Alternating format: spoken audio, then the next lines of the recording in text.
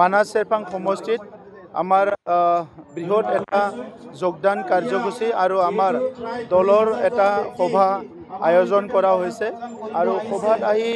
দেখিছোঁ যে বহুত পুৰুষ আৰু মহিলা বিভিন্ন জাতি জনগোষ্ঠীৰ সিনিয়ৰ আৰু জ্যেষ্ঠ লোকসকলে আহি আমাৰ দলত যোগদান কৰিছে। মই তেখেত সকলোকে আমাৰ দললৈ আদৰণি জনাইছোঁ আৰু মানাস চেৰপাং সমষ্টি আগৰ পৰাই আমাৰ ভাল আছিলে, কিন্তু ইমান বৃহৎ এটা সংখ্যক আজি আমাৰ যিসকল সিনিয়ৰ লোক আহি দলত যোগদান কৰাত আমাৰ দল অধিক শক্তিশালী হৈ আহিছে আৰু বিটিআৰৰ যিটো নেক্সট ইলেকশ্যন হ'ব ইয়াত আজিৰ যদি স্থিতিটো চাবলৈ যায় 40টা সমষ্টিৰ ভিতৰত বহুখিনি সমষ্টি UPPLৰ কাৰণে ভাল হৈ আহিছে। গতিকে মই আমাৰ দলৰ কেন্দ্ৰীয় নেতৃবৃন্দ, জিলাৰ নেতৃবৃন্দ,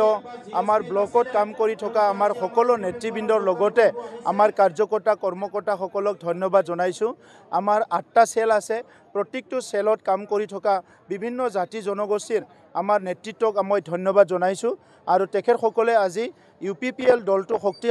শক্তিশালী কৰাৰ লগতে UPPL model of development and UPPL model of peace এইটো আগত লৈ যাবৰ কাৰণে উঠি পৰি একদম শক্তিশালীৰে কাম কৰিছে আৰু এনেকুৱা যদি সকলো কাম কৰিব পাৰে সঁচাকৈ